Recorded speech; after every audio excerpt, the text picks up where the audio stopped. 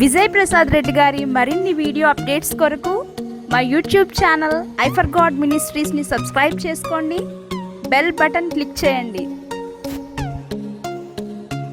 సర్వకృపానిధి యగు మా దేవ, సర్వోన్నతుడ, సర్వశక్తిమంతుడ, సర్వాధికారి, సృష్టికర్త, మీ పవిత్ర నామానికి, మీ పరిశుద్ధ నామానికి, మా ప్రభువును, మా ప్రియ రక్షకుడు, మీ ప్రియ కుమారుడైన క్రీస్తు యేసు వారి శ్రేష్టమైన అతి పవిత్రమైన నామంలో హృదయపూర్వకంగా కృతజ్ఞతాస్తుతులు చెల్లించుకొంచున్నాం తండ్రి. దయగలిగిన మా దేవ, ఈ రాత్రికాల సమయంలో మీ పిల్లలముగా మీ మాటలు ఆలోచించడానికి మీరు మాకు అనుగ్రహించిన జ్ఞానమును బట్టి, వివేకమును బట్టి స్తోత్రములు తండ్రి. మీ సత్యవాక్యమును విభజించి ఉపదేశించడానికి గాను మీ సమయోచితమైన జ్ఞానాన్ని అనుగ్రహించండి. మరి ముఖ్యంగా మీ ఆత్మ సహాయాన్ని ప్రసాదించండి. మీ పిల్లలు కేవలం వినువారు మాత్రమే ఉండి తమను తాము మోసగించుకోకుండా వింటున్నటువంటి మాటల ప్రకారంగా ప్రవర్తించగలిగే ధన్యత ప్రతి ఒక్కరికి అనుగ్రహించమని క్రీస్తు నామములో ఈ ప్రార్థన మనవులు అడిగి వేడుకొనుచున్నాం మా కన్న తండ్రి, ఆమెన్.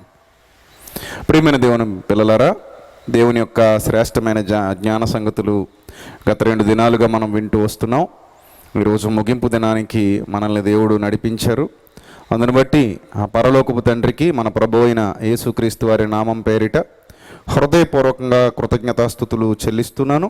అలాగే కూడి వచ్చినటువంటి మీకు, వేదికను అలంకరించినటువంటి దైవజనులకు కూడా నా హృదయపూర్వకమైనటువంటి వందనములు తెలియజేస్తున్నాను. సర్వోన్నతుడైన దేవుని మహాకృప నిత్యము మనందరికీ తోడే ఉండి నడిపించునుగాక, ఆమెన్. ప్రియులారా, నిన్నటి దినాన అలాగే తొలి దినాన కూడా విశ్వాసమును ఎలా కాపాడుకోవాలి, ఎందుకు కాపాడుకోవాలి అనే విషయాలు మనం తెలుసుకోవటం జరిగింది. ప్రియులారా, విశ్వాసాన్ని గనుక కాపాడుకోకపోతే, విశ్వాసాన్ని గట్టిగా పట్టుకోకపోతే, విశ్వాసం విషయంలో జాగ్రత్తగా ఉండకపోతే మనం నిత్య జీవితాన్ని కోల్పోతాం. అది ఖచ్చితం, నిత్య జీవితాన్నే కోల్పోతాం. ఒకవేళ నిత్య జీవితాన్ని కోల్పోతే ఏం జరగబోతుంది? మీ అందరికీ క్లారిటీ రావాలి ఈ విషయం మీద. నిత్య జీవితాన్ని కానీ ఒకవేళ మనం కోల్పోతే తర్వాత పరిస్థితి ఏంటి? ఇంకొకే ఒక దారి ఉంది. ఏంటి ఆ దారి? నరకాగ్నికి బలైపోవాలి. విశ్వాసము ద్వారానే మనం దేవుని కుమారులం అయ్యాం. విశ్వాసము ద్వారానే మనం రక్షణలోనికి ప్రవేశించాం. క్రీస్తునందు విశ్వాసం ఉంచుట ద్వారానే మనం కొత్తగా జన్మించాం. ఆ విశ్వాసం ద్వారానే మనం భాగ్యవంతులుగా మారాం.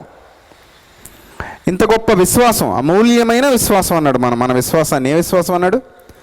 అమూల్యమైన విశ్వాసం. ఈ అమూల్యమైన విశ్వాసాన్ని ఎప్పుడైతే మనం విసర్జిస్తామో, ఎప్పుడైతే ఆ విశ్వాసాన్ని మనం పక్కన పెడతామో, ఎప్పుడైతే ఆ విశ్వాసాన్ని మనం త్రోసిపుచ్చుతామో, అప్పుడు క్షమాపణ లేని వారంగా మనం మారిపోతాం. ప్రియులారా, క్షమాపణ లేని వారంగా మారిపోయి నిత్యాగ్ని దండన అంటే 2 అంతలు శిక్షకు మనం పాత్రులుగా ఎంచబడతాం. విశ్వాసంలోనికి రాకుండా చచ్చి ఉంటే ఒకంత శిక్షకే మనం పాత్రులమయ్యే వాళ్ళమేమో, కానీ విశ్వాసంలోకి వచ్చి దాన్ని అమ్మేసుకున్నా, విశ్వాసంలోకి వచ్చి దాన్ని తృణీకరించిన, విశ్వాసంలోకి వచ్చి దానిని విడనాడి ఇష్టానుసారంగా మరలా వ్యవహరించిన 2 శిక్షకు మనం పాత్రులం కావాల్సి వస్తుంది. ఎప్పుడు కూడా విశ్వాసాన్ని విసర్జించకూడదు. అసలు ఏ పరిస్థితిలో మనం విశ్వసించామంటే ఒకే ఒక్క దారి అండి, ఏ దారి లేదు, ఒకే ఒక్క దారి. ఆ విశ్వాసం అనేది మనకు దొరికిన ఒకే ఒక్క దారి. ఆప్షన్స్ లేవు అక్కడ, చాయిస్ లేదు అక్కడ. మనం ఎత్తైన పర్వతం మీద నుండి ఒక లోయలోనికి పడిపోతున్నప్పుడు ఒకే ఒక తాడు మనకు దొరికింది అనుకోండి, ఇక వేరే తాడేమీ లేదు అక్కడ, ఆ ఒక్క తాడే దొరికింది. దాన్ని మన చేతులతో మనమే చాకు తీసుకుని కోసేసుకోం కదా, లేదా మనమంతటా మనంగా దాన్ని వదిలేసే ప్రయత్నం చేయం కదా. నడి సముద్రంలో కొట్టుకుపోతున్నప్పుడు ఇక ఏ దారి కనబడని ఆ అగమ్య గోచరమైన పరిస్థితిలో ఈ విశ్వాసం అనే ఒకే ఒక నావ మనకు దొరికింది. ఆ నావలోనికి ఎక్కాం. మన చేతులతో మనమే దానికి కన్నం కొట్టుకోం కదా, మన చేతులతో మనమే అందులో నుంచి దూకేసే ప్రయత్నం చెయ్యం కదా. ఇప్పుడు వేరే వేరే దారులు ఉన్నాయి అనుకుంటే అది వేరే విషయం. క్రైస్తవులుగా మనకు తెలుసు, ఆకాశము క్రింద ఇయ్యబడిన మరి ఏ నామమందు మీరు విశ్వాసం ఉంచినా మీకు రక్షణ కలుగదు. ఖచ్చితంగా చెప్పింది బైబిల్. మీరు వేరే ఏ నామంలో మీరు విశ్వాసం ఉంచినా మీకు రక్షణ కలగదు. ఒక యేసుక్రీస్తు నామంలో తప్ప. యేసు నామము ద్వారానే యేసు నామమందు విశ్వాసం ఉంచడం ద్వారానే రక్షణ మనకు లభిస్తుంది. యేసు నామం కాక మరి ఇంకో నామం ఏదో ఆశ్రయిద్దాం, ఇంకో నామాన్ని ఏదో పట్టుకుందాం అనుకుంటే ఆ నామం వల్ల మనిషికి పాపక్షమాపణ కానీ రక్షణ కానీ లభించదు. ఇది మనకి క్లియర్, మనందరికీ తెలిసిన విషయం బాగా. మరి ఇంత బాగా తెలిసిన తర్వాత కూడా ఆ లోయలోనికి జారిపోతున్నప్పుడు మనకు దొరికిన తాడు మన చేతులతో మనమే కోసుకోవడమో, మనం దాన్ని విడిచిపెట్టేసేయడమో ఇలాంటివి చేస్తే ఇక మరో అవకాశం మనకు లేదు. ఖచ్చితంగా పైనుంచి కింద లోయలో పడిపోవాలి, ముక్కలుగా బద్దలైపోవాలి, అక్కడే చనిపోవాలి, శాశ్వతమైన చావు. లేదు, ఈ నడిసముద్రంలో కొట్టుకుపోతున్నప్పుడు మనకు దొరికినటువంటి ఆ నావను మనం మన చేతులతో మనమే పొడుచుకుంటే, లేదా మన చేతులతో మనమే మన విశ్వాసాన్ని పాడు చేసుకుంటే, మనం అందులో నుంచి దూకేసే ప్రయత్నం చేస్తే చేజేతులారా మన రక్షణను మనం ఏం చేసుకున్నట్టు? పాడు చేసుకున్నట్టు. ఇక మరలా నావలోనికి ప్రవేశించే అవకాశం ఉండదు. మీరు గమనించాలి జాగ్రత్తగా. అందుకే విశ్వాసం విషయంలో అభివృద్ధి పొందుతూ వెళ్ళాలి తప్ప ఎప్పుడు కూడా విశ్వాసంలో నుండి వెనక్కి వచ్చేసే ప్రయత్నం చేయకూడదు. గ్రహించినవాడు చాలా జాగ్రత్తగా ఉంటాడు. గ్రహింపు లేనివాడు, ఈ విధమైన బోధ అందనివాడు, ఈ విధమైన బోధ దొరకనివాడు, వాడు ఇష్టానుసారంగా వ్యవహరిస్తాడు. అందుకే ఈరోజు చాలామంది ధైర్యం ఏంటనుకుంటున్నారు? క్రైస్తవుల ఇండు కూడా బాప్తిస్మాలు పొంది కూడా ఆ సత్యం ఎరిగిన వారం అని చెప్పుకుని ఉంటూ కూడా ఒక్కొక్కసారి లోకం వైపు ఆకర్షింపబడి ఇప్పటికీ ఆ లోకంలోనే, ఆ లోకపు ఛాయల్లోనే, ఆ లోకపు మాయల్లోనే పడి బ్రతుకుతున్నారు చాలామంది. అంటే వాళ్ళకున్న ధైర్యం ఏంటంటే, వాళ్ళకి ధైర్యం ఏమీ కాదు, వాళ్ళకి సరైన వాక్యం ఇంకా అందలేదన్నమాట.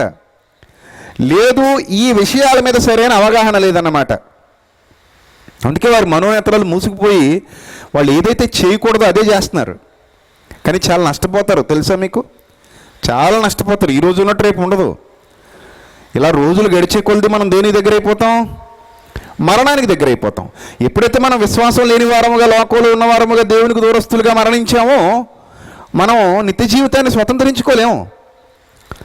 మరి నిత్య జీవితాన్ని స్వతంత్రించుకోకపోతే మనం ఎక్కడికి వెళ్ళిపోతాం? నిత్యాగ్ని దండానికే వెళ్తాం, వేదనకరమైన స్థలానికి వెళ్తాం మొదట. సో అక్కడుండి మనం భయంకరమైన బాధ అనుభవించే పరిస్థితిలో ఉంటాం తప్ప మనం కాపాడుకోలేము. అంటే మనల్ని మనం కాపాడుకోవాలన్నా, మనల్ని మనం పాడు చేసుకోవాలన్నా ఎవరి చేతిలో ఉంది? మన చేతిలోనే ఉంది. ఆ విషయాన్ని మీరు మర్చిపోకూడదు. మనల్ని మనం పాడు చేసుకోవడం మన చేతిలోనే ఉంది, మనల్ని మనం కాపాడుకోవడం కూడా మన చేతిలోనే ఉంది. కాబట్టి ఈ విషయం మీద మీరు అందరూ కూడా చాలా జాగ్రత్తగా కాన్సన్ట్రేషన్ చేయాలని ప్రభు పేరట మీ అందరికీ ప్రేమపూర్వకంగా మనవి చేస్తున్నాను. ఎందుకంటే కడవరి దినాల్లో ఉన్నాం ప్రియులరా. అపవాది చాలామందిని ఆల్రెడీ మింగేసింది. చాలామంది విశ్వాస జీవితాలని కాలగర్భంలో కలిపేశాడు వాడు. చాలామందిని మట్టిలో కప్పెట్టేశాడు. ఇప్పుడు ఇక్కడ ఎంతమంది ఉన్నారా? మీ అందరిలో ఎంతమంది విశ్వాసాన్ని కాపాడుకుంటున్నారో మీకే తెలియాలి. మరి విశ్వాసాన్ని కాపాడుకోకపోతే అది పాడైపోతుంది. చాలా జాగ్రత్తగా కాపాడుకోవాలి విశ్వాసాన్ని. మనమేమో కాపాడుకోవాల్సిందని కాపాడుకో అక్కర్లేని వాటిని మాత్రం చాలా జాగ్రత్తగా కాపాడుకుంటాం, భద్రంగా కాపాడుకుంటాం అక్కర్లేని వాటిని.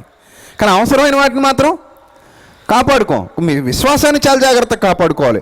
ఇక విశ్వాసం గురించి కొన్ని విషయాలు మనం దైవ గ్రంథంలో నుండి చూడగలిగితే ప్రియులరా, తెస్సలోనిక సంఘానికి రాసినటువంటి రెండో పత్రిక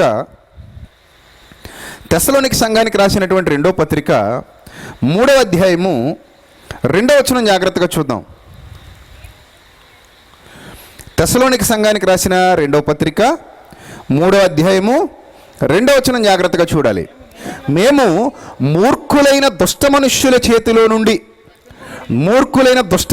చేతిలో నుండి తప్పింపబడు నిమిత్తమును మా కొరకు ప్రార్థించండి. విశ్వాసము అందరికీ లేదు అన్నాడు. ఎవరిని ఉద్దేశించి ప్రియులారా? సంఘాన్ని ఉద్దేశించే అంటున్నాడు. విశ్వాసం అందరికీ లేదు అంటున్నాడు. అంటే ఎంత భయంకరమైన మాట అండి. సంఘంలోకి వచ్చి విశ్వాసం అందరికీ లేదంటే కొందరికీ ఉందని కదా దాని అర్థం. అంతే కదా. ఇక్కడ ఈ సభలో అందరికీ విశ్వాసం లేదు అన్నాం అనుకోండి, దాని అర్థం ఏంటి చెప్పండి? దాని అర్థం ఏంటి? కొందరికే ఉందని.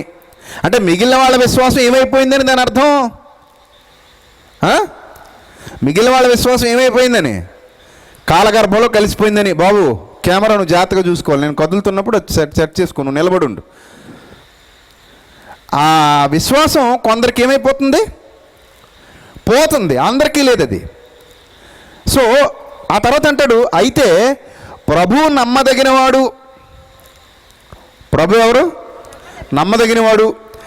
ఆయన మిమ్మల్ని స్థిరపరిచి దుష్టత్వము నుండి కాపాడును. మేము మీకు ఆజ్ఞాపించు వాటిని మీరు చేయుచున్నారనియు ఇక చేయుదురనియు ప్రభువునందు మిమ్మల్ని గూర్చి నమ్మకం కలిగి ఉన్నాము. ఏమండి?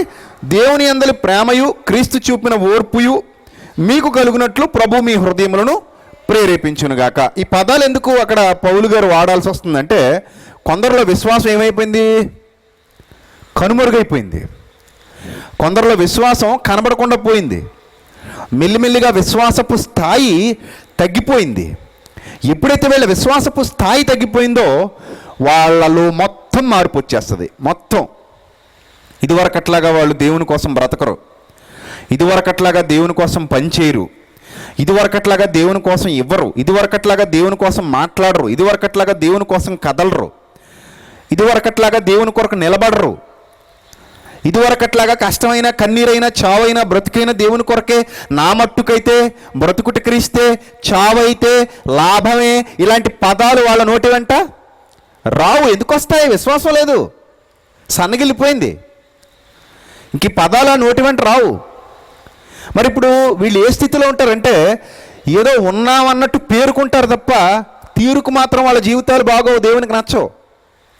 ఎందుకంటే మనం మొదటి రోజే చదువుకున్నాం, విశ్వాసము లేకుండా దేవునికి ఇష్టడై ఉండుట అసాధ్యము అని మనం చదివేసుకున్నాం కదా మొదటి రోజే.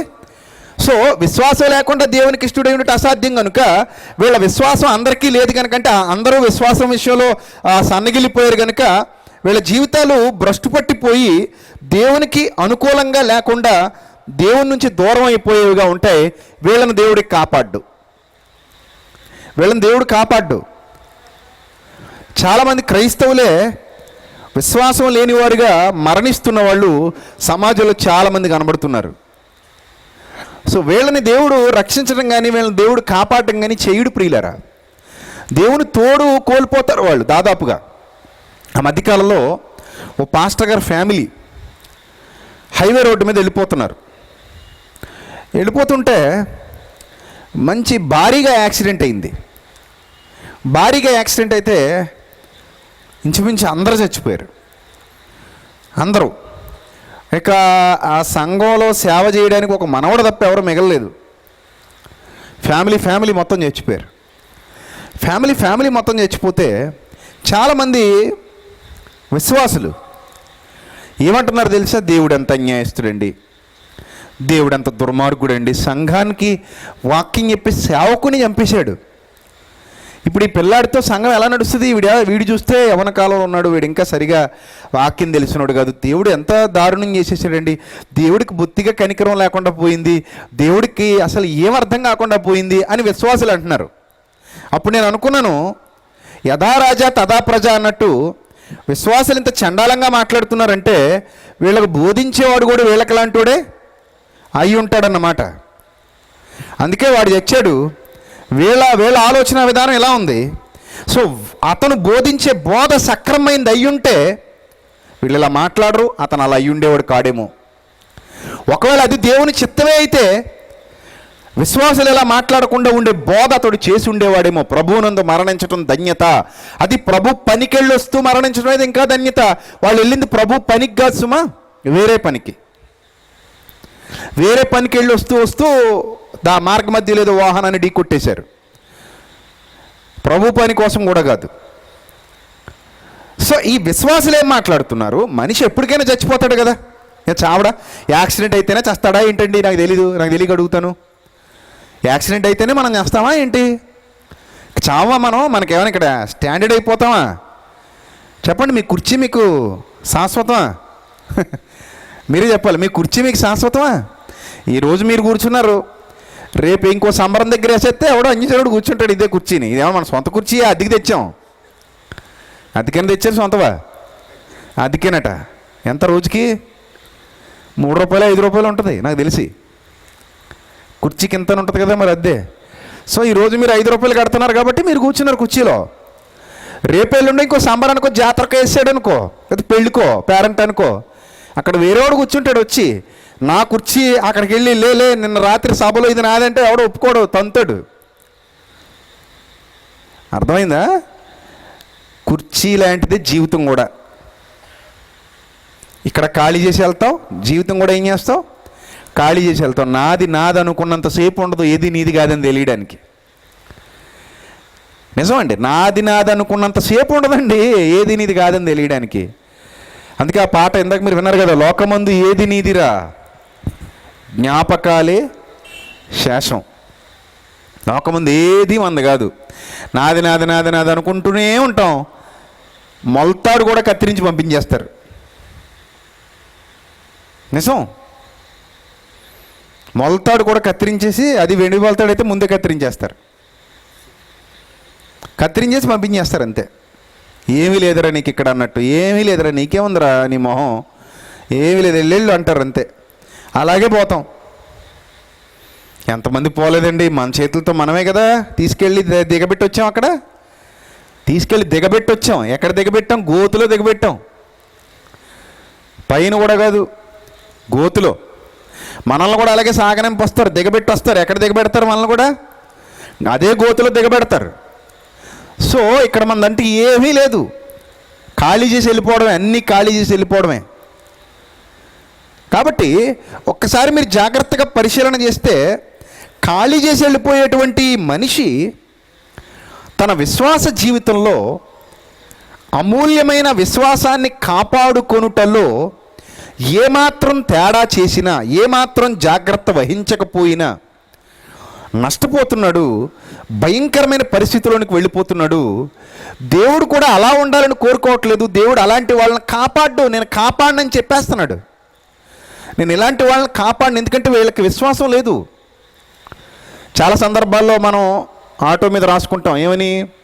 నీ రాకపోకల యందు యెహోవా నిన్ను కాపాడును, నీ రాకపోకల యందు యెహోవా నిన్ను కాపాడును. ఆ మధ్యకాలంలో నేను విజయవాడ హైవే మీదుగా వచ్చేస్తున్నాను, మీటింగ్ అయిపోయింది. రోడ్డు పక్కన ఒక ఆటో శుభ్రం తుక్కు అయిపోయి ఓ పక్కన పెట్టుంది. ఒక పేట్రాలు పోలీసులు ఉంటారు కదా, వాళ్ళ పక్కకు లాగేశారనమాట. యాక్సిడెంట్ 2 రోజుల ముందు జరిగిందో, 1 రోజు ముందు జరిగిందో తెలీదు. మా తుక్కు అనమాట. అప్పటిలాగా మనం చూడండి, ఆవకాయ బద్ద పెరిగనం తర్వాత తినేసాక చేయి కడుక్కున్నాక ఎలా ఉంటుంది బద్ద పరిస్థితి? మనం పెరిగనం తింటామా? బద్ద వేసినప్పుడు బాగుంటుంది, అందంగా ఎర్రగా చూడడానికి బాగుంటుంది. తర్వాత ఈకలు పీకేసిన కోడి మాదిరి అయిపోద్ది అదే బద్ద. ఈకలు పీకేసిన కోడి చూసేసి కాల్ చేసిన తర్వాత ఎలాగుంటుంది? ముందేమో ఎంత అందంగా ఉంటుందో. ఏమంటే అది మొత్తం వేడి నీళ్ళలో పెట్టి తీసేస్తాడు దాన్ని. ఈ మధ్య ఈకలు కూడా పీకుతలేదు వాళ్ళు, సులువైపోతుంది వాళ్ళకి. వేడి నీళ్ళలో పెట్టి తీసేసి మరిగి నీళ్ళలో పెట్టి తీసేసి ఆ ఈకలన్నీ తీసేసి శుభ్రం బోడిదాన్ని చేసేస్తాడు దాన్ని. అలాగైపోద్ది బద్ద మీ నోట్లోంచి కిందకు వచ్చేసరికి. అలా అయిపోయింది ఈ ఆటో. ఆ తినేసిన పచ్చడి బద్దలు అయిపోయింది. తీరా చూస్తే వెనకాల మాత్రం చిన్న మాట కనబడుతుంది, నీ రాకపోకలేంది యెహోవా నిన్ను కాపాడని కనబడుతుంది. అమ్మమ్మ ఎంత ఘోరం రా బాబు, ఇది ఎవడైనా చూస్తే ఇంకా అవమానం రా బాబు దేవుని నామానికి. తొందరగా తీసేస్తే బాగుండి రోడ్డు మీద నుంచి అనుకున్నాను నేను. ఇందుకే పేరైతే రాసుకున్నాడు కానీ తీరిక లేడు వాడు. అలాగా దేనికున్నాడు వాడు? అలాగా పేరుకున్నాడు. ఆటో మీద నీ రాకపోకల యందు యెహోవా నిన్ను కాపాడును, పేరుకి, తీరుకు కాదు. ఇప్పుడు ఎవడు పడతాడు రాసేసుకుంటే కాపాడేస్తాడు దేవుడు? కాపాడతాడండి? కాపాడేస్తాడా? చెప్పండి. ఎవడు పడితే ఏదో పేరు రాసుకున్నందుకు కాపాడేయడైనా తీరుండాలి, అలాంటి తీరుండాలి అతని దగ్గర. అదే చెప్తున్నాడు యెషయా గ్రంథంలో. చూడండి ఒకసారి, యెషయా గ్రంథం 26వ అధ్యాయం. యెషయా గ్రంథం 26వ అధ్యాయం. ఒకసారి అందరూ కూడా మీ చేతిలో ఉన్నటువంటి బైబిల్ తెరిచి దేవుడు మీతో సూటిగా ఎంత చక్కగా ఈ విషయాన్ని మాట్లాడుతున్నాడో గమనించాలి ప్రియులరా. యెషయా గ్రంథం 26వ అధ్యాయం 2వ వచనం నుంచి చూద్దాం. యెషయా గ్రంథం 26:2, సత్యమునాచరించు నీతిగల జనము ప్రవేశించునట్లు. చూడండి, సత్యమునాచరించు నీతిగల జనము ప్రవేశించునట్లు ద్వారములను తీయుడి. ద్వారాలు ఎవరికి తీస్తారట? చెప్పాలి. ద్వారం ఎవరికి తీస్తారట? సత్యాన్ని ఆచరిస్తూ నీతిగా ఎవరైతే ఉన్నారో వాళ్ళకే ద్వారం ఏమవుతుంది చెప్పండి, తీయబడుతుంది. మరి మిగిలిన వాళ్ళకి ఇక్కడ ఇంకో మాట మనం కలుపుకుని చదువుకుందాం. అసత్యమునాచరిస్తూ అనీతిగల జనము ప్రవేశించకుండునట్లు ద్వారములను మోయుడి. అంతే కదా దాని అర్థం? అంతేనా దాని అర్థం? అంతే, దాని అర్థం అదే. అసత్యమును ఆచరిస్తూ అవినీతి గల జనము ప్రవేశించకుండానట్లు ద్వారాలు మూసేయండి. కానీ సత్యాన్ని ఆచరిస్తూ నీతిగల జనం ఎవరైతే ఉన్నారో వాళ్ళు ప్రవేశించినట్లు మాత్రమే ద్వారాలు తీయండి. దేవుడు ఎప్పుడు కూడానండి తన మాటలకు అనుకూలంగా బ్రతికే వాళ్ళకే విలువనిస్తాడు. దొంగలకి, అవినీతి పరులకి, మోసగాళ్ళకి, అవిశ్వాసులకి ఆయన యొద్ద చోటు దొరకదు, చోటు ఉండదు ఆయన దగ్గర. ఆయన వాళ్ళని అసలు పట్టించుకోడు. లోకంలో వాళ్ళు ఎంత గొప్పగా అయినా మనకు కనబడవచ్చు, కానీ వాళ్ళు దేవుని దృష్టికి దొంగలు. దేవుడు వాళ్ళని పట్టించుకోడు. మీకు బాగా అర్థం కావడం ఒక విషయం చెప్తాను. బాప్తిస్మిచ్చి యోహాను ఉన్నాడు, కాసేపు ఇక్కడే మీ కళ్ళ ముందు ఉన్నాడు అనుకోండి. హేరోదియా ఉంది, హేరోదు ఉన్నాడు, కాసేపు ఇక్కడే మీ కళ్ళ ముందు ఉన్నారు అనుకోండి. మీరు ఆ కాలంలో బతుకుతున్నారు అనుకోండి కాసేపు. ఇప్పుడు హేరోదియా, హేరోదు, బాప్తిస్మిచ్చి యోహాను అందరూ ఒకే చోట ఉన్నారు, మీరు చూస్తున్నారు, మీ కళ్ళకి అందరూ కనబడుతున్నారు. మీరు కూడా ఆ టైంలో బ్రతికే ఉన్నారు, మీరు కూడా అక్కడే ఉన్నారు ఆ సిచ్యువేషన్ జరుగుతున్నప్పుడు. ఇప్పుడు మీ కళ్ళకి లోక సంబంధంగా ఎవరు గొప్పగా కనబడుతున్నారు చెప్పండి? ఎవరు గొప్పగా కనబడుతున్నారు మీ కళ్ళకి? ఇప్పుడు హేరోదు కనబడుతున్నాడు గొప్పగా, హేరోదియా కనబడుతుంది గొప్పగా. మరి యోహాను ఎలా కనబడుతున్నాడు మీ కంటికి? ఎలా కనబడుతున్నాడు? విలువలేని వాడిగా, అంత ధనబలం కానీ, జనబలం కానీ, భుజబలం కానీ, కండబలం కానీ ఏమీ లేనివాడిగా, ఇతను తొక్కితే తొక్కబడేవాడిగా, ఇతను కొడితే పడేవాడిగా, ఇతను చంపితే చంపబడేవాడిగా, ఏమాత్రం విలువ లేనివాడిగా మీ కళ్ళ ఎదుట ఈ హేరోదు, హేరోదియా, ఒక పక్కేమో బాప్తిస్మం ఇచ్చే యోహాను. వాళ్ళ మాట ఏమో చెల్లుతుంది, ఈయన మాట చెల్లదు. వాళ్ళకి జనబలం ఎక్కువ, చుట్టూ 100 మంది 1000 మంది ఉంటారు, సహకారులు ఉంటారు, లేకపోతే సాయం చేసేవాళ్ళు ఉంటారు, లేదా సేవకులు ఉంటారు. ఇతనికి ఉన్న శిష్యులే గల్లంత అయిపోతారు. ఇతను వెనక ఎవరు ఉండరు. ఇతను ఒంటరిగా ఉంటాడు, జైల్లో ఉంటాడు, ఊసలు లెక్క పెడుతుంటాడు. ఇతనికి అధికారం లేదు, డబ్బు లేదు, ఏమీ లేదు, విలువ లేనోడు లోకం దృష్టిలో. కానీ వాళ్ళకి అధికారం ఉంది, డబ్బు ఉంది, జనం ఉన్నారు, సేవకులు ఉన్నారు. ఒకడు పొమ్మంటే పోతాడు, ఒకడు రమ్మంటే వస్తాడు, పట్టుకుంటే పట్టుకుంటాడు, చంపమంటే చంపేస్తాడు. అతనికి అధికార బలం, అంగబలం, అర్ధబలం, ఇంకా జనబలం. ఇంకా ఎవరైనా పెద్ద పెద్దోళ్ళందరూ తెలిసినోడు ఇతను. ఇతనికి పెద్ద పెద్దోళ్ళు తెలీదు, చిన్న చిన్నోళ్ళు తెలీదు. ఈయన పని జరగాలంటే అతను రికమెండేషన్ చేయగలడు. ఇతను రికమెండేషన్లు ఉండవు, ఏముండవు. ఇది మనం చూస్తున్నాం కళ్ళతో. ఇప్పుడు పాయింట్కి వస్తున్నాను. వీళ్ళిద్దరూ చచ్చారు, ఎవరు చంపకపోయినా చచ్చారు. వీళ్ళు చంపితే ఈయన చనిపోయాడు, వీళ్ళు చంపితేనే ఈయన ఏమయ్యాడు? చనిపోయాడు. నరికి పల్లెలో పెట్టి సభలోకి తీసుకొచ్చారు. వీళ్ళు చంపితే ఈయన చనిపోయాడు. ఎవరు చంపకుండానే వీళ్ళు ఏమైపోయారు? చనిపోయారు. ఇప్పుడు వీళ్ళిద్దరి శరీరాలు మట్టిలోకి వెళ్ళిపోయాయి, ఇతని శరీరం కూడా ఎక్కడికి వెళ్ళిపోయింది? మట్టిలోకి వెళ్ళిపోయింది. కానీ నిజమైన భాగ్యవంతులు, నిజమైన ధనవంతులు, నిజమైన అధికారం, నిజమైన హోదా, నిజమైన ధన్యత, నిజమైన దమ్ము, నిజమైన బలం ఎవరికి ఉందయ్యా అని అంటే ఇతనికే ఉంది. ఇతనికే ఉంది. చచ్చిపోయినోడికి ఇతనికే ఉంది. వాళ్ళు చచ్చారు కానీ వాళ్ళకి లేదు. వాళ్ళు ఇప్పుడు వెళ్ళి నేను రాజునంటే పగిలిపోద్ది. నేను రానిని ఎవరక్కడంటే ఎవరు ఉండరు అక్కడ, ఎవరు ఉండరు. ఈ అధికారం, ఈ దర్పం అంతా ఎంతసేపు అంటే స్టేజ్ మీద డ్రామాలాగా అనమాట. స్టేజ్ మీద డ్రామా ఆర్టిస్టులు ఉంటారు చూసారా? చిన్నప్పుడు మా వీధిలో నాటకాలు వేసేవారు. మా వీధిలో రామాలయం ఉండేది. అక్కడ పండగలకి, సీజన్లకి నాటకాలు వేసేవారు అనమాట. అక్కడ జాంబవంతుడు, సుగ్రీవుడు, ఆంజనేయుడు, ఇలా రకరకాల ఆర్టిస్టులు అనమాట. అదంతా మొత్తం అంతా ప్రోగ్రామ్ అంతా వెనకుండా నడిపించేది మా నాన్నగారు. ఆర్టిస్టులు తీసుకురావడం, వాళ్ళకి మేకప్లు, వాళ్ళకి మళ్ళీ ఇడ్లీలు, టిఫిన్లు, భోజనాలు, ఆ తర్వాత వాళ్ళకి పద్యాలు, మైకులు, అరేంజ్మెంట్లు ఇవన్నీ మా నాన్నగారు చూసుకునేవారు. సో నేను కూడా వెళ్తే నాకు కూడా పిల్ల సుగ్రీవుడి వేషమో వానరుడి వేషమో వేసేవారు. చిన్నప్పుడు నాకు తోక, మూతి ఇవన్నీ పెట్టేవారు అనమాట. ఉన్నాయి, ఫోటోలు ఉన్నాయి ఇంకా ఆయన నా దగ్గర, ఇంటి దగ్గర ఉన్నాయి. బయట పెట్టలేండి, వద్దులేండి, మీరు ఫేస్బుక్లో పెట్టమన్నా నేను పెట్టను. ఏమంటే ఆ వేషాలు వేసి, సో అప్పుడు మనకు డైలాగులే ఉండవు కదా, సుగ్రీవుడు చెప్తుంటే వెనక నిలబడాలన్నమాట తోక వేసుకుని. అది కూడా నాకు అసలు పాత్ర లేదు, మా నాన్న పాత్ర అక్కడ పెద్ద పాత్ర కాబట్టి ఆయనే అరేంజ్మెంట్స్ అన్నీ చేయడం, డబ్బులు ఇవ్వడం, వాళ్ళందరూ వాళ్ళ టీం అంతా ఇలాంటివి చేయించుకునేవారు అనమాట అక్కడ, కమిటీ పెద్దలు కాబట్టి. సో ఈ కమిటీ పెద్దల్లో మా నాన్నగారు ఒకడు కాబట్టి నాకు ఆ చిన్న పాత్ర దక్కిందనమాట అక్కడ. ఎందుకంటే ఆ పాత్రకి డైలాగులు ఉండవు, ఆ వెనకాల ఉండడం ఎలాగా, ఆ తోక ఒకటి వేసుకొని.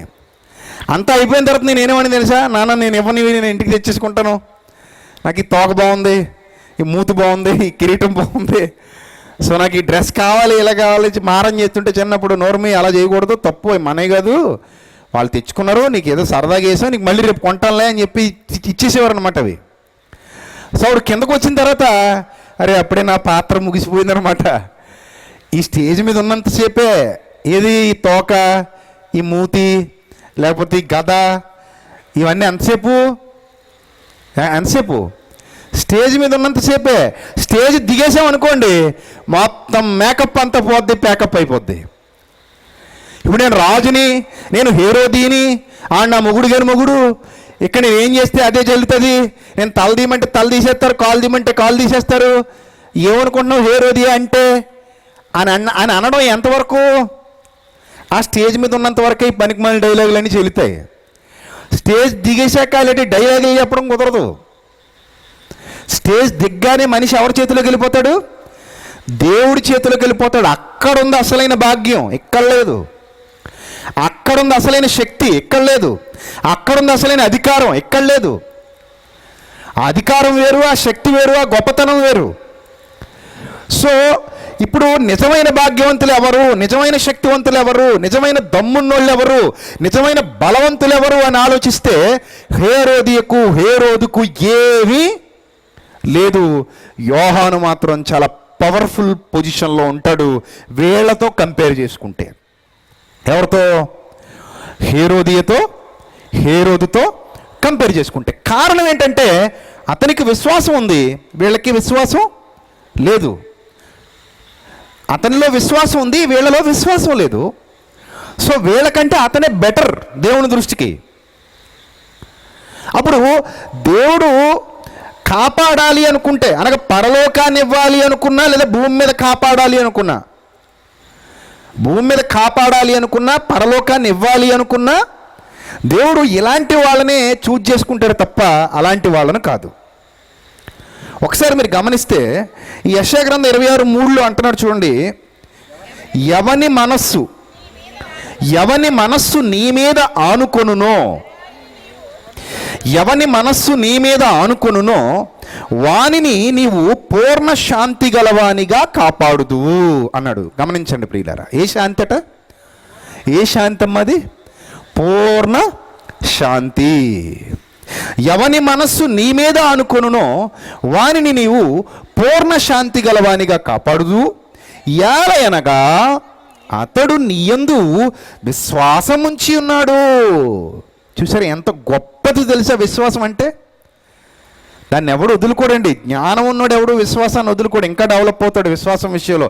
ఏమైనా సరే విశ్వాసాన్ని వదులుకోడు, ఏమైనా సరే. ఇందుకీ ఒక అద్భుతమైన మాట మనకి బైబిల్ గ్రంథంలో కనబడద్దు ప్రియులరా. ఒకసారి ఆ మాట కూడా మనం చూద్దాం. భక్తుడు ఏ ఉద్దేశంతో ఉన్నాడో విశ్వాసం విషయంలో, ఉన్నాడో ఒక అద్భుతమైన మాట ఇప్పుడు నేను మీకు చూపిస్తాను దైవ గ్రంథంలో నుండి. విశ్వాసాన్ని మీరు ఇలాంటి పదాలు చదివేటప్పుడు, ఇలాంటి వచనాలు చదివేటప్పుడు ఎవరు కూడా విశ్వాసాన్ని వదులుకోవాలనుకోరండి. ఎందుకంటే విశ్వాసం అంత గొప్పది అని మనకు అర్థమవుతుంది కనుక. ఏమండి చూద్దాం. హబక్కూకు గ్రంథం 3వ అధ్యాయం. హబక్కూకు గ్రంథం 3వ అధ్యాయం 17వ వచనం చూడండి. ఇతని విశ్వాసం, ఈ ప్రవక్త యొక్క విశ్వాసం మీకు అర్థమవుతుంది. పూర్ణ శాంతి గలవానిగా ఎవరిని కాపాడుతాడో, దేవుడు ఎవరిని ఆదుకుంటాడో, దేవుడు ఎవరికి తోడై ఉంటాడో, దేవుడు ఎవరిని కాపాడుకుంటాడో, వాళ్ళ క్యారెక్టర్ ఎలా ఉంటుందో, వాళ్ళ నిరీక్షణ ఎలా ఉంటుందో మీరు ఇక్కడ గమనించవచ్చు. చూడండి ఏమంటాడంటే ఈ హబక్కూకు అనే ప్రవక్త 3వ అధ్యాయం 17వ వచనంలో, అంజూరపు చెట్లు పూయకుండినను, ద్రాక్ష చెట్లు ఫలింపకపోయినను, ఒలివ చెట్లు కాపు లేకపోయినను, చేనిలో పైరు పంటకు రాకపోయినను, గొర్రెలు దొడ్డులో లేకపోయినను, సాలలో పశువులు లేకపోయినను, నేను యెహోవా యందు ఆనందించదను, నా రక్షణకర్త అయిన నా దేవుని యందు నేను సంతోషించదను. ప్రభువుకి యెహోవాయే నాకు బలము, ఆయన నా కాళ్ళను లేడి కాళ్ళవలె చేయును అంటే చేయబోతున్నాడు. ఉన్నత స్థలముల మీద ఆయన నన్ను నడవ చేయును అంటే నిరీక్షణతో ఉన్నాడు అనమాట ఇతనికి మనకి తేడా ఏంటండి అని అంటే, తేడా చెప్పనా? చెప్తాను వినండి. అంజూరపు చెట్లు పూస్తేనే, ద్రాక్ష చెట్లు ఫలిస్తేనే, ఒలివ చెట్లు కాపు ఉంటేనే, చేనులో పైరు పంట వస్తేనే, గొర్రెలు దొడ్లో సమృద్ధిగా ఉంటేనే, సాల్లో పశువులు సమృద్ధిగా ఉంటేనే నేను యెహోవా యందు ఆనందిస్తాను. ఇదేంటండి, ఇది విశ్వాసమే కదా ఈ రోజుల్లో మనకు కనబడుతుంది. ఈ టైప్ విశ్వాసం ఈ రోజుల్లో ఈ టైప్ విశ్వాసం మనకు కనబడుతుందా? కనబడుతుంది ఖచ్చితంగా. ఇదే బోధిస్తున్నారు కూడా చాలామంది. అప్పుల బాధలా తీరిపోతాయి రండి, విశ్వాసం ఉంచితే ఏమైపోతాయి? తీరిపోతాయి. రోగం విశ్వాసం ఉంచితే తగ్గిపోతాయి. రండి రండి మా దగ్గరికి రండి, మళ్ళీ ఇంకెవరి దగ్గరికి వెళ్ళకండి. చాలా బ్రాంచ్లు ఉంటాయి కానీ నా బ్రాంచ్కి రండి. మరి అక్కడ ఉన్న క్రీస్తు కాదా అంటే కాదు, నా దగ్గర ఉన్నోడే క్రీస్తు. మరి వేరే సంఘంలో ఉన్నోడు క్రీస్తు కదా, ఆ అయ్యగారి దగ్గరికి వెళ్ళద్దు, అవుతుంది అయ్యగారి దగ్గరికి వెళ్ళకండి, నా దగ్గరికే రండి. హైదరాబాద్లో 20-30 మంది ఉంటారండి ఇలాంటి కార్పొరేట్ వాళ్ళు, దోచుకునేవాళ్ళు. ఈ కార్పొరేట్ వాళ్ళు అందరూ కూడా ఇలాగే మాట్లాడుతుంటారు, నా దగ్గరికే రండి అంటారు. అంటే ఇప్పుడు ఇంకో చోటకి వెళ్తే అవదా పని? అవదు, వాడితో దేవుడు లేడు, నాతోనే ఉన్నాడు, నా దగ్గరికి రండి. శక్తి అంతా నా దగ్గరే ఉంది, ఆడి దగ్గర లేదు. చూసారా, ఈ వ్యాపార దృక్పథంతో మాట్లాడే వాళ్ళందరూ ఇలా ఎరేసి జనాలను లాక్కుంటారు. వీళ్ళు కూడా ఏదో అవుతేనే వస్తారు, అవ్వకపోతే రారు. వచ్చాక అయితే ఉంటారు, అవ్వకపోతే మళ్ళీ వెళ్ళిపోతారు. తిరిగి వచ్చిన దారిని వెళ్ళిపోతారే. ఆ బస్సు ఎక్కి వచ్చినోడు అదే బస్సు ఎక్కి వెళ్ళాడేటి? వచ్చే బస్సు ఉంటుంది, తిరిగి బస్సు ఉంటుంది కదా. మనకు ఎలా ఉంది బస్సుల గురించి? అటుగా వచ్చి దింపేద్ది, మళ్ళీ ఇటుగా వచ్చి తీసిపోద్ది. ఏ బస్సు మీద వచ్చాడో అదే బస్సు ఎక్కి వెళ్ళిపోతాడు మళ్ళీ, రిటర్న్ బస్సు. ఎందుకు వీడికి అవ్వకపోతే? మరి అది విశ్వాసమా? యోబు ఎక్కడ కనబడుతున్నాడండి మనకి? యోబు ఏమంటాడు తెలుసా? అవిశ్వాసం వచ్చి అంటుంది నీ దేవుని దూషించి చచ్చిపో, ఎందుకు నీకు నిధి బతికేనా? ఇంతకాలం దేవుడు ఊరేగో ఏం చేశాడు నీకు? నీ సావు చచ్చిపోరా బాబు, ఇంక నీతో ఉండే పని లేదని పోయింది. చచ్చిపో అని చెప్పింది, దూషించి చచ్చిపో అంది. అప్పుడు ఏమంటాడు తెలుసా? మనము దేవుని వలన మేలు మాత్రమే అనుభవించదగునా, కీడు మనము అనుభవింప తగదా. వండర్ఫుల్ ఫెయిత్ అండి, వండర్ఫుల్ ఫెయిత్. అసలు ఆ సిచ్యువేషన్లో మనం అయితే అలా మాట్లాడడం, అవునే బాబా ఇన్నాళ్ళు నీ మాట వింటే బాగుండు, బాగానే చెప్పోయే బాబు, నాకు నువ్వు, నీకు నేను, ఏదైనా నువ్వు నేను నువ్వును. అనవసరంగా మధ్యలో దేవుడు అని నిన్ను పట్టించుకోవడం మానేసాను. చూసావా ఎంతమంది సలహా ఇచ్చావు బాబు, నువ్వు ఉండకపోతే ఏమైపోతున్నావు, ఏంటో పదపోదాం, ఇద్దరం కలిసి దూషించేద్దాం అంటావు నువ్వు. ఇద్దరం కలిసే దూషించేద్దాం, ఇద్దరం కలిసే నిందించేద్దాం, ఇద్దరం కలిసే పోదాం అనని చెప్పారు. అలాగే ఎలాగైతే ఏముంది, మాట మీద పోవాలి మనం. అసలే ఏకదేహం మనం. అల్ప విశ్వాసి కాదు ప్రియులారా యోబు. చాలా బలమైన విశ్వాసం కలిగిన వాడు, చాలా బలమైన విశ్వాసం. ఇక్కడ చూడండి, చాలామంది ఆలోచనలు ఎలా ఉన్నాయంటే దేవుడు మాకు ఏదో చెయ్యాలి, నిత్యం చేస్తూ ఉండాలి, అప్పుడే విశ్వాసంగా ఉంటారు. ఏమైనా పోరాటం పరిస్థితి వచ్చినా, లేకపోతే విశ్వాసానికి పరీక్ష వచ్చినా, ఓర్చుకోవాల్సిన పరిస్థితి వచ్చినా, సహనంతో ఉండాల్సిన పరిస్థితి వచ్చినా, అన్నీ బాగుంటే దేవుని కోసం బ్రతుకుతామండి. ఏం బాగోకపోతే దేవుని కొరకు బ్రతకరు. కష్టం కన్నీళ్ళు వచ్చినప్పుడు దేవుని దూషిస్తారు చాలామంది. ఓర్చుకునే శక్తి ఉండదు. ఎన్ని రోజులు ఓపిక పట్టాలండి బాబు, సంవత్సరం అయిపోతుందని ఒకడంటాడు, 2 ఏళ్ళు అయిపోతుందని ఒకడంటాడు, 10 ఏళ్ళైనా ఓపిక పట్టారు భక్తులు. విశ్వాసం చూడండి ఎలా ఉందో. అంజూరపు చెట్లు పుయ్యట్లేదట, అంటే ఎండిపోయి ఉన్నాయి, పోతే లేదు, అయినా దేవుని యందు ఆనందిస్తున్నాడు. యెహోవా ఇచ్చెను, యెహోవాయే తీసుకొనెను. అబ్బా ఎంత గొప్ప విశ్వాసం అండి. ఒళ్ళు పులకరించిపోద్దండి ఇలాంటి మాటలు చదువుతున్నప్పుడు. మనకే ఎలా ఉందంటే దేవుడు ఇంకెంత ఆనందపడిపోతాడు చెప్పండి. మనకే ఎలా అనిపిస్తుంది అంటే దేవుడు ఇంకెంత ఆనందపడిపోతాడు. యెహోవా ఇచ్చెను, యెహోవాయే తీసుకొనెను. ద్రాక్ష చెట్లు ఫలించట్లేదు, తర్వాత ఒలీవ చెట్లకి అసలు కాపు కనబడట్లేదు, ఎక్కడికి వెళ్ళినా చేలో పైరేమో పంటకు రాలేదు, గొర్రెలు దొడ్లు లేనే లేవు, సాల్లో పశువులు లేవు, మొత్తం అంతా సున్నా అయిపోయి ఉన్నాడు. సున్నా దగ్గర ఉన్నాడు అనమాట. ఆ సున్నాలో ఉండి కూడా దేవుణ్ణి ఏం చేస్తున్నాడు? ఘనంగా స్తుతిస్తున్నాడు, దేవుని యందు ఆనందిస్తున్నాడు.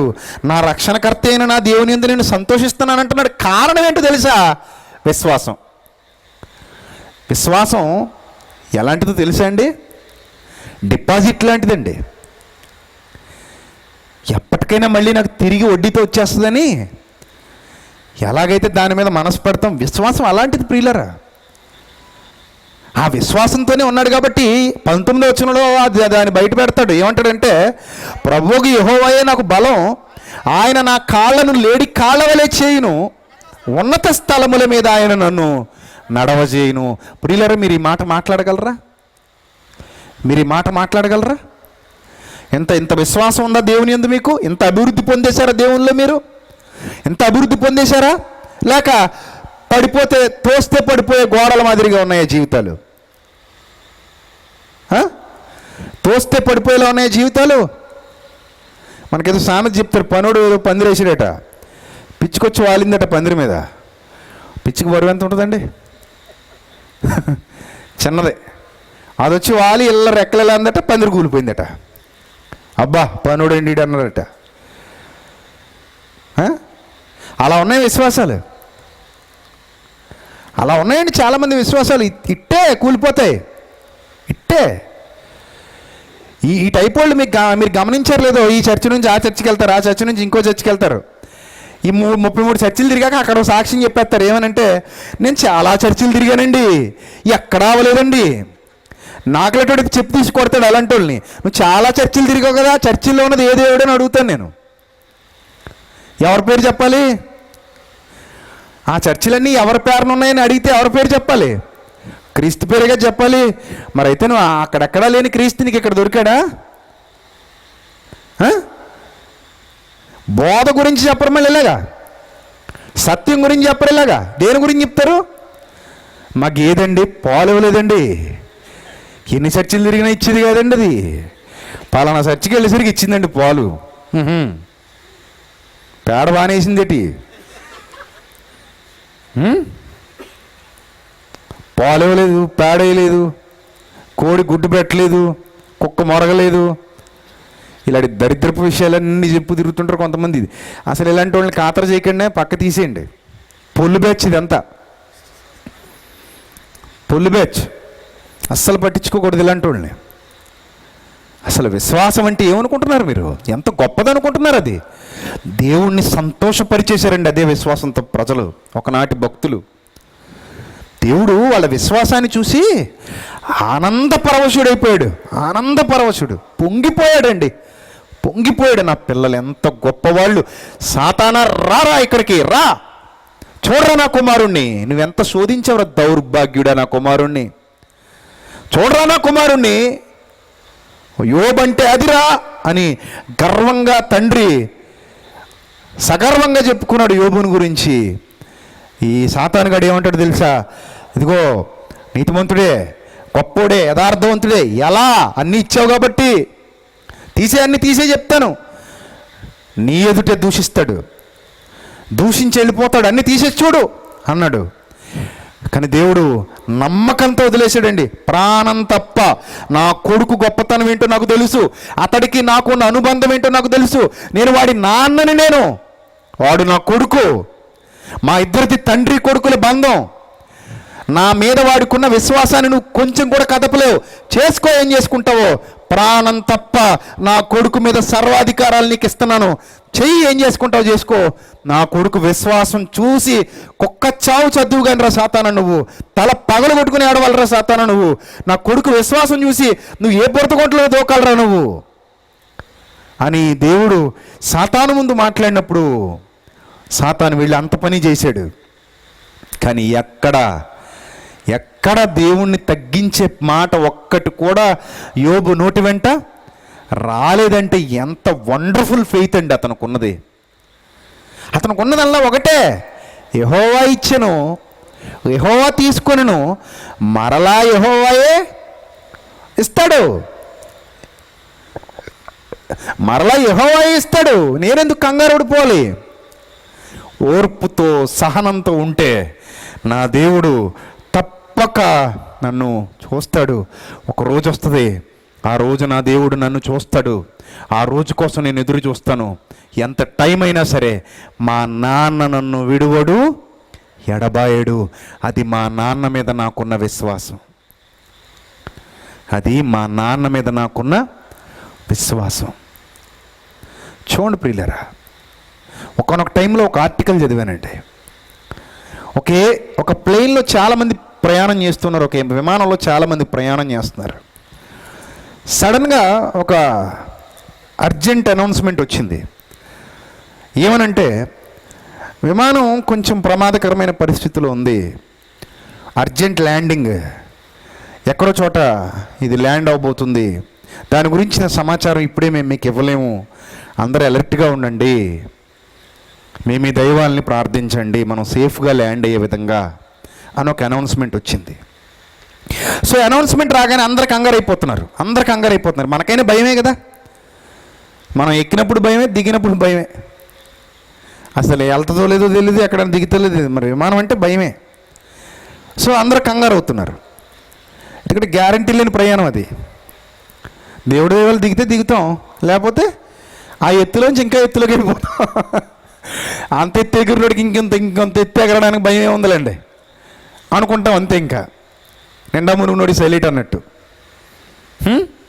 సో అందరూ భయభ్రాంతులకు లోనవుతున్నారు, తమ తమ దైవాన్ని ప్రార్థిస్తున్నారు, బాబు కాపాడని అంటున్నారు. కానీ ఒక పాప మాత్రం సీట్ బెల్ట్ పెట్టుకుని నిశ్చలంగా కూర్చుంది, ప్రశాంతంగా ఉంది ఒక పాప. అప్పుడు వాళ్ళ ఫాదర్ వచ్చాడు, ఆ పక్కనున్నాడు ఒకడు వచ్చాడు. పక్కనున్నాడు ఒకడు అంటున్నాడు, ఏమ్మా నీకు భయం లేదా? ఈ అనౌన్స్మెంట్ విన్నప్పుడు అందరూ భయపడుతున్నారు కదా తల్లి, నువ్వు ఎందుకు భయపడలేదమ్మా? నా పక్కన కూర్చున్నావు, నాకేమో వణుకొస్తుంది, నీ ధైర్యం ఏంటమ్మా అంటే, అప్పుడు ఆ అమ్మాయి అంటుంది, నా ధైర్యం మా నాన్నే నా ధైర్యం. నేను ఈ ఫ్లైట్ ఎక్కేటప్పుడు ఏమని చెప్పాడు తెలుసా? నేను భయపడుతున్నప్పుడు, మొట్టమొదటిసారి ఫ్లైట్ ఎక్కినప్పుడే భయపడుతున్నప్పుడు మా నాన్న ఏమని చెప్పాడు తెలుసా? తల్లి నువ్వు ఎందుకు నాన్న భయపడుతున్నావు? ఈ విమానాన్ని తీసుకుని వెళ్ళేది, ఈ విమానాన్ని నడిపేది నేనే కదా నాన్న, మీ నాన్నని. ఆమె pilot, you don't worry my dear child, నేను ఏ విధంగా అయినా నిన్ను కాపాడుకుంటానని మా నాన్న నాకు చెప్పాడు. ఎందుకంటే విమానాన్ని నడిపేదే మా నాన్నయ్య. నువ్వు వణుకుపోతావు కానీ నేను వణుకుపోను. నా కోసమైనా మా నాన్న ఆలోచిస్తాడు, నా కోసమైనా మా నాన్న ఆలోచించి సేఫ్టీగా ఎక్కడో చోట ల్యాండ్ అయ్యేలా చూస్తాడు తప్ప దీన్ని క్రాష్ అవనివ్వడు అని అనుకుంటూ ఆమె మాట్లాడింది. ఖచ్చితంగా అదే జరిగింది. అంటే ఈ పాపకున్న విశ్వాసం ఎవరి మీద? వాళ్ళ నాన్న మీద, వాళ్ళ నాన్న మాట మీద. పిల్లలు నిజంగా నమ్ముతారండి తల్లిదండ్రుల్ని. పిల్లలు చిన్నప్పుడు ఒక స్థాయి వరకు తల్లిదండ్రుల్ని చాలా నమ్ముతారు. ఈ దౌర్భాగ్యులు ఆ నమ్మకాలను పాడు చేసుకుంటారు. నిజం. పోతూ ఉంటాడు, ఎక్కడికో వెళ్ళిపోతుంటాడు, పాప ఏడుస్తుంటుంది, బాబు ఏడుస్తుంటాడు. అరే నాన్న ఎక్కడికి కాదు ఇక్కడికే రా, నీకు బొమ్మలు తెచ్చి వచ్చేస్తానంటాడు. అబద్ధం. అరగంటలో వచ్చేస్తాను చూడు, నీకు బొమ్మలు కొనడానికి వెళ్తానంటాడు. నిజం చెప్పావనుకో ఆడే అర్థం చేసుకుంటాడు. నాన్న నేను పలానా ఊరు వెళ్తున్నాను, రావడానికి 5 రోజులు పడుద్ది, లేదా 10 రోజులు పడుద్ది, లేదా సంవత్సరం పడుద్దిరా, నేను ఎక్కడికి వెళ్ళిపోతున్నాను, దుబాయ్కో ఎక్కడికో పని కోసం, నీ కోసమేరా నాన్న, నేను బాగా చూసుకోవడానికి నేను అక్కడికి వెళ్ళి పని చేసి సంపాదించుకుని వస్తానని చెప్పేసి నిజం చెప్పేసి వెళ్ళిపోయానుకో, ఆడ రోజంతా ఏడిసిన 2వ రోజు అర్థం చేసుకుంటాడు, మా నాన్న నాకు నిజం చెప్పాడని. కానీ నువ్వేం చెప్తావు తెలిసి వెళ్ళేటప్పుడు? పచ్చి అబద్ధం చెప్తావు. అరగంట నాన్న ఊరుకోబెట్టడానికి. అరగంటలో వచ్చేస్తాను బొమ్మలు పట్టుకుని అంటావు, గంట అయినా రావు, 2 రోజులైనా రావు, 3 రోజులైనా రావు. అప్పుడు వాడు మనసుకి ఏమనిపిస్తుందో తెలుసా? మా నాన్న అబద్ధాలు ఆడడంలో దిట్ట.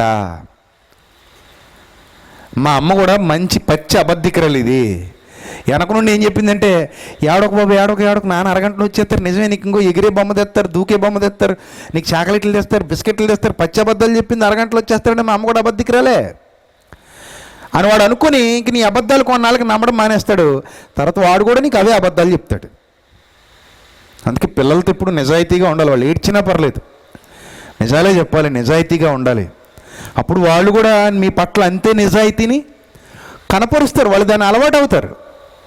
ప్రియులారా, తల్లిదండ్రుల మీద పిల్లలకు ఉండే విశ్వాసం చాలా గొప్పగా ఉంటుందండి. క్రింది స్థాయిలో చిన్నప్పుడు నాన్న అంటే ఒక ధైర్యం, అమ్మ అంటే ఒక ధైర్యం. చూసారా, పిల్లలు ఎవరెత్తుకున్న ఏడుపు మానరు. అదే అమ్మ స్పర్శ తగిలేసరికి ఏడుపు మానేస్తారు. ఏ శరీరం అయినా ఒకటే కదా అని మీరు అనుకోవచ్చు. కాదండి, ఏ శరీరం అయినా ఒకటే అనే ఫీలింగ్ ఎవరికి ఉండదు? పిల్లలకు ఉండదండి. ఆ స్పర్శ తగలగానే ధైర్యం, ఆ స్పర్శ తగలగానే గొప్ప విశ్వాసం వాళ్ళకి అనిపిస్తుంది. మా అమ్మ వచ్చేసింది అనుకుంటారు, మా నాన్న వచ్చేసాడు అనుకుంటారు. ప్రియులారా, ఒక భక్తుడు కూడా తన తండ్రితో ఏర్పరచుకోవలసినటువంటి బంధం ఈ స్థాయిలో ఉండాలి. అది నిజమైన విశ్వాసం, అది స్థిరమైన విశ్వాసం. తండ్రి యందు నీకు ఉండవలసిన విశ్వాసం ఆ స్థాయిలో ఉండాలి. దేవుడు కూడా సాతాను ముందు మాట్లాడేటప్పుడు నా కుమారుడు అని గర్వంగా చెప్పుకునే బంధం తండ్రితో నువ్వు కలిగి ఉండాలి. పరలోకం వెళ్ళేంత వరకు ఆ బంధం మనం మెయింటైన్ చేయాలి. ఆ విశ్వాస జీవితాన్ని మనం కొనసాగించాలి, ఆ విశ్వాస జీవితాన్ని మనం కాపాడుకోవాలి. అలాంటి వాళ్ళనే దేవుడు పూర్ణ శాంతి గలవానిగా కాపాడుతాడు.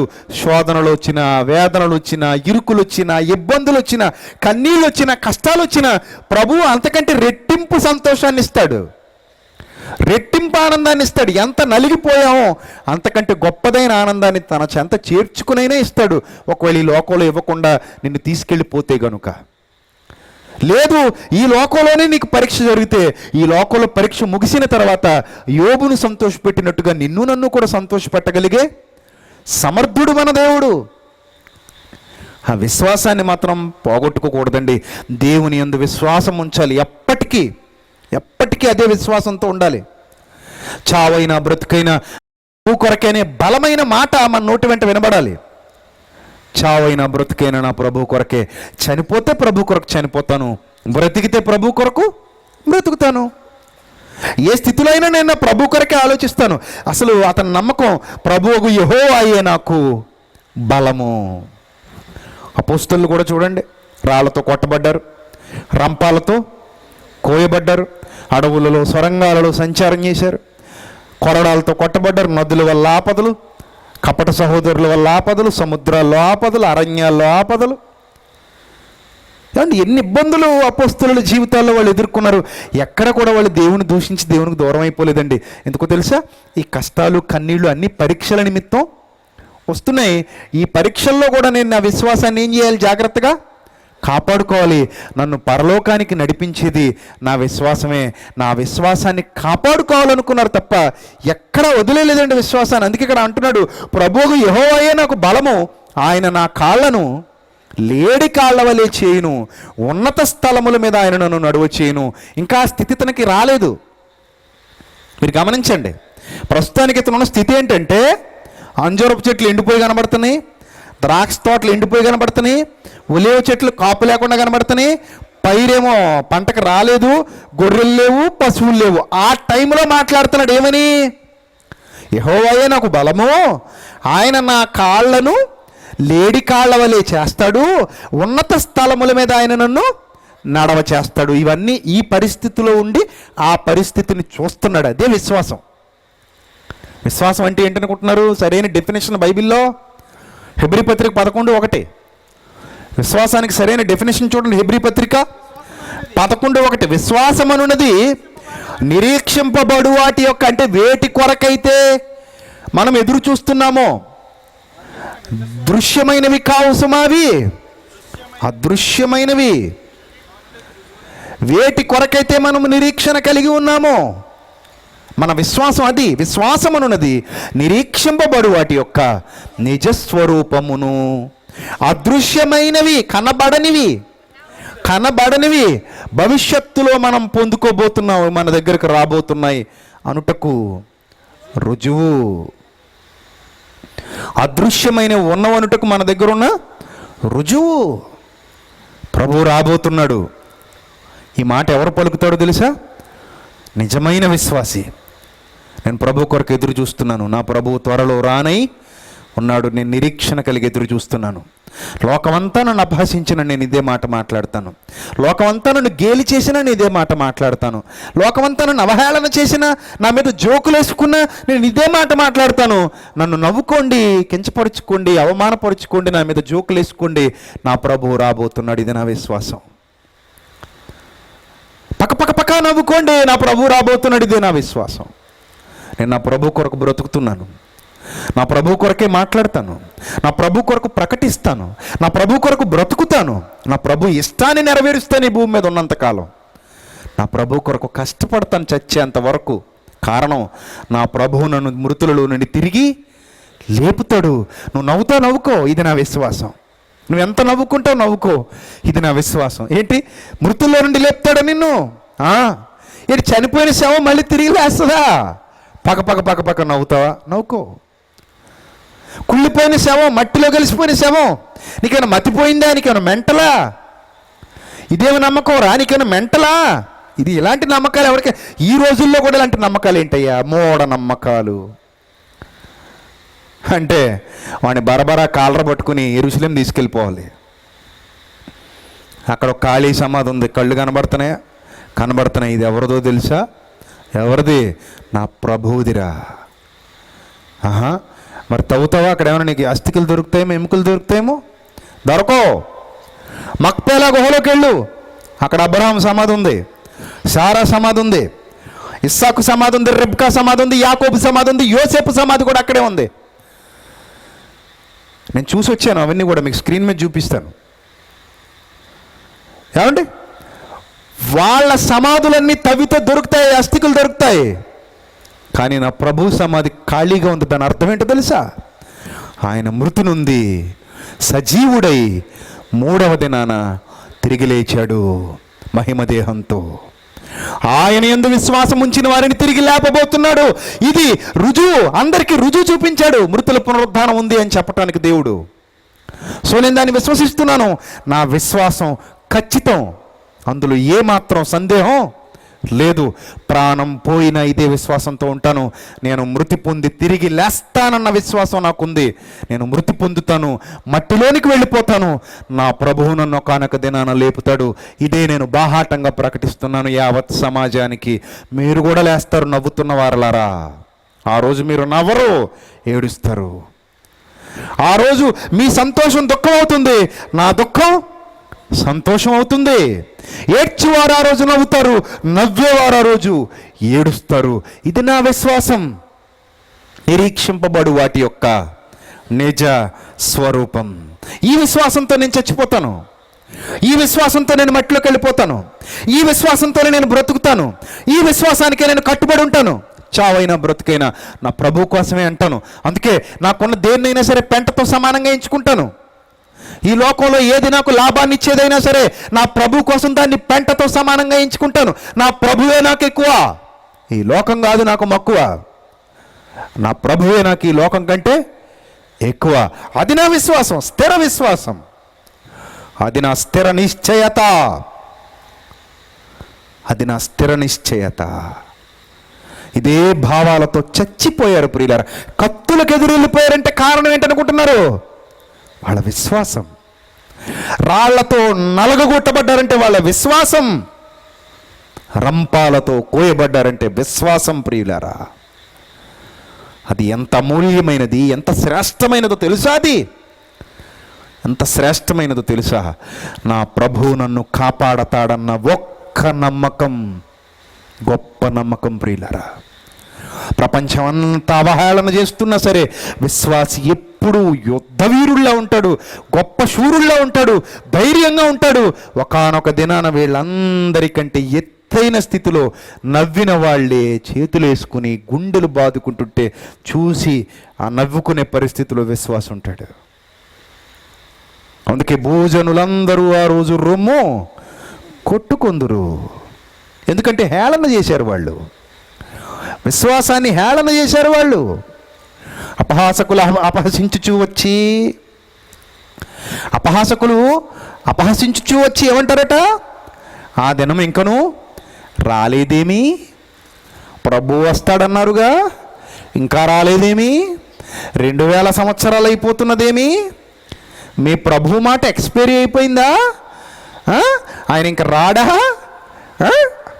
ఆయన వస్తాడా రాడా, వస్తాడా, మీరు ఇంకా ఎదురు చూస్తున్నారా ఆయన కోసం, వెర్రి జనాంగమా వెర్రి వెంగళప్పల్లారా అని అంటూ ఉన్నప్పుడు మౌనంగా ఒకటే మాట, మా విశ్వాసం గొప్పది, మా విశ్వాసం స్థిరమైనది, మృతి పొందిన తర్వాత కూడా బ్రతికుండే విశ్వాసం మాది. నీ విశ్వాసాలు నీ మృతితో అంతరించిపోయేవి, నీకు మాకు అదే తేడా.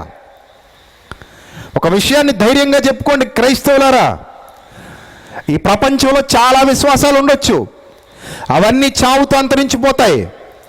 వాళ్ళ విశ్వాసాలు ఎప్పటి వరకు అంటే చావు వరకే, నిరీక్షణ లేని బతుకులు వాళ్ళవి. కానీ ఒక క్రైస్తవుడి విశ్వాసం ఎంత గొప్పదో తెలుసా, చావు తర్వాత కూడా క్రైస్తవుడు మాట్లాడతాడు. చావు తర్వాత కూడా క్రైస్తవుని విశ్వాసం మాట్లాడుతుంది. అది క్రైస్తవునికున్న విశ్వాసం. అతడు మృతి పొందియు మాటలాడుచున్నాడు అన్నాడు. అతడు మృతి పొందియు ఏం చేస్తున్నాడు, మాటలాడుచున్నాడు. దేని ద్వారా, తన విశ్వాసం ద్వారా. అంత గొప్పది ప్రియులరా మన విశ్వాసం, అంత గొప్పది. నిరీక్షణ కలిగిన వారము మనము. అందుకే అపోస్తలులు వాళ్ళ విశ్వాసాన్ని కాపాడుకున్నారు. పౌలు అంటాడు ఒక మంచి మాట తిమోతికి పత్రిక రాస్తూ, తిమోతికి రాసిన 2వ పత్రిక 4వ అధ్యాయము 7వ వచనం. తిమోతికి రాసిన 2వ పత్రిక 4వ అధ్యాయం 7వ వచనం చూడండి ఏమనుందో అక్కడ. మంచి పోరాటము పోరాడి తిని, నా పరుగు కడముట్టించి తిని, విశ్వాసము కాపాడుకొంటిని, ఇక మీదట నా కొరకు నీతి కిరీటం ఉంచబడి ఉన్నది. విశ్వాసాన్ని ఏం చేశాడట, కాపాడుకున్నాడండి. కాపాడుకోవడం అంటే పాడు చేసేయాలని చాలామంది ట్రై చేశారన్నమాట. పాడు చేసేయడానికి అపవాది చాలా ట్రై చేశాడు అనమాట, లాక్కుని పోవడానికి చాలా ట్రై చేశాడు. అయినా అది పట్టుకుని భద్రంగా పట్టుకుని పరిగెత్తాడు, ఎక్కడ సాతానికి ఇవ్వలేదు, భద్రంగా పట్టుకుని పరిగెత్తాడండి. సాతాను లాగేసుకుందామని చూశాడు, అమ్మో నేను ఇవ్వను, ఇది నా విశ్వాసం. పరిగెత్తాడు, గట్టిగా పరిగెత్తాడు, పోరాటం చేశాడు, దెబ్బలు తిన్నాడు, నిందలు ఎదుర్కొన్నాడు, అవమానాలు ఎదుర్కొన్నాడు, అయినా వదలట్లేదు దాన్ని. ఒకటి తక్కువ 40 దెబ్బలు, ఎన్ని మార్లు, 5 మార్లు తిన్నాడు, అయినా వదలలేదండి.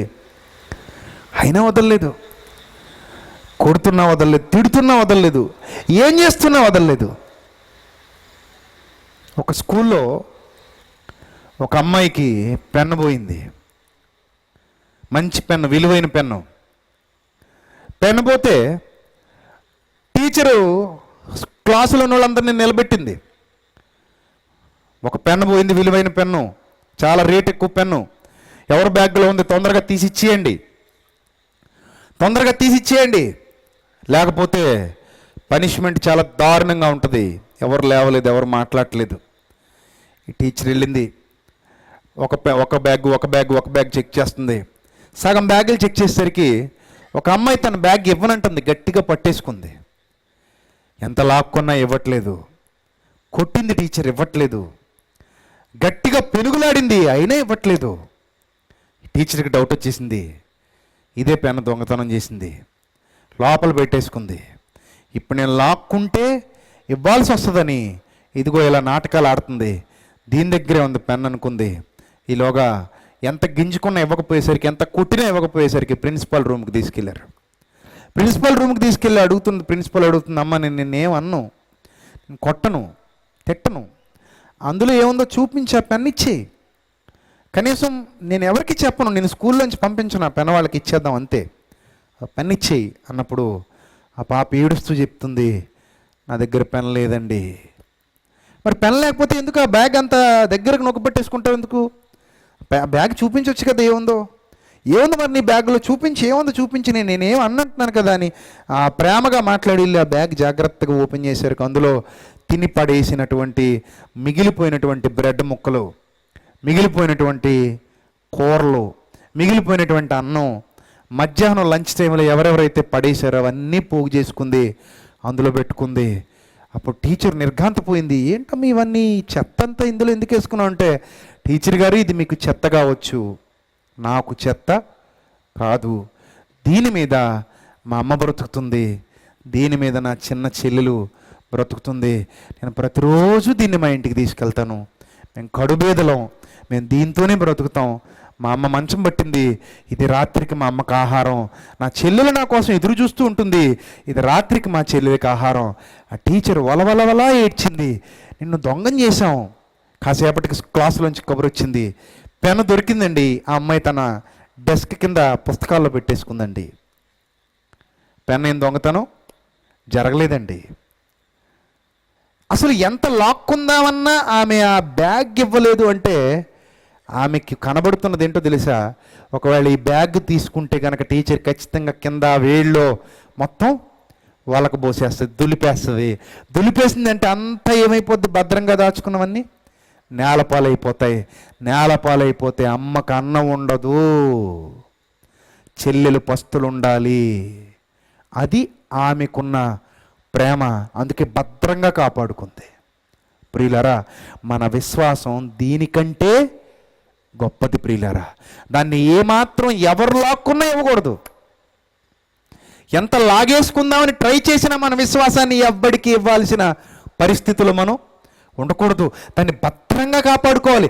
ఎంత భద్రంగా కాపాడుకోవాలంటే చంపేస్తున్నా విశ్వాసాన్ని వదలకూడదు, రాళ్లతో కొడుతున్న విశ్వాసాన్ని వదలకూడదు, రంపాలతో నరుకుతున్న విశ్వాసాన్ని వదలకూడదు, ఎంత బెదిరించిన విశ్వాసాన్ని వదలకూడదు. విశ్వాసమే మనల్ని పరలోకానికి నడిపించేటువంటిది. ఆ విశ్వాసము లేకపోతే దేవునికి ఇష్టుడై ఉండుట అసాధ్యం ప్రియులారా. ఆ విశ్వాసాన్ని మనం కాపాడుకోవాలి ప్రియులారా. ఆ విశ్వాసాన్ని కాపాడుకోవాలి. పౌలు, అపోస్తలుడు, భక్తులు మనకి నేర్పిస్తున్న పాఠం అండి ఇది. పాఠం. పౌలు అంటున్నాడు తిమోతితో, తిమోతి నా పరుగు ముగిసిపోయింది నాయన, చాలా సంవత్సరాలు పరిగెత్తాను నాయన, 1 సంవత్సరం 2 సంవత్సరాలు కాదు, చాలా సంవత్సరాలు పరిగెత్తాను. ఇన్ని సంవత్సరాలు నా పరుగులో ఎన్నో దెబ్బలు తిన్నాను, ఎన్నో ఆటుపోట్లు ఎదుర్కొన్నాను, ఎన్నో నిందలు ఎదుర్కొన్నాను, ఎన్నో అవమానాలు ఎదుర్కొన్నాను, ఎన్నో ఆశలు చూశాను, ఎన్నో అడియాశల వైపుకు నన్ను ఆకర్షించాలని సాతాను ప్రయత్నం చేసింది. కానీ నేను ఏనాడు నా విశ్వాసాన్ని వదిలేలేదయ్యా. ఎందుకు వదిలేలేదో తెలుసా? నా పరలోకపు తండ్రి మీద నాకున్న ప్రేమ. ఆయన దగ్గరకు నేను చేరాలి, నేను అనేకులకు మార్గదర్శిగా ఉండాలి. నీలాంటి వాళ్ళకి తిమోతి, నేను ఒకవేళ నా విశ్వాసాన్ని వదిలేస్తే నువ్వు కూడా భవిష్యత్తులో నీ విశ్వాసాన్ని ఏం చేస్తావు? వదిలేస్తావు. ఎందుకంటే నన్ను చూసి నువ్వు వదిలేస్తావు.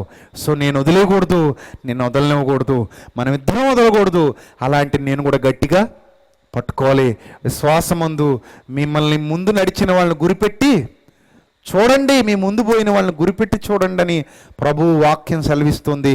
కాబట్టి నన్ను చూస్తున్నావు నువ్వు, నేను క్రీస్తుని పోలు నడుచుకున్న ప్రకారం నిన్ను నన్ను పోలు నడుచుకోమని చెప్పేశాను. మరి అలాంటప్పుడు నేను విశ్వాసాన్ని వదిలేస్తే నువ్వు కూడా విశ్వాసాన్ని వదిలేస్తావు. ఎంత ట్రై చేసినా నేను నా విశ్వాసాన్ని వదలలేదు.